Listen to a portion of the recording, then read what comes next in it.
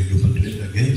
May I remind you the meaning of our Eagles handshake first. This symbolizes the Eagles wings. For us to fly high and soar high, to serve our country and to the less fortunate people in our community. Second, the strong bond of brotherhood. Third, a symbol of friendship because we are friends to all people. And lastly, the love to God and love to our country, the Philippines. Congratulations. Third, a symbol of friendship because we are friends to all people.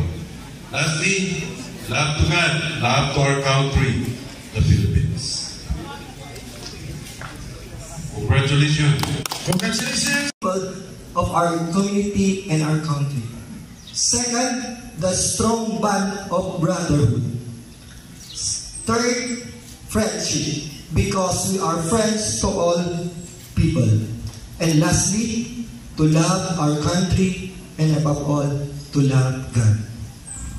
Dio Patrio. Congratulations. Mabuhay Manila! Mabuhay! Okay, litas sa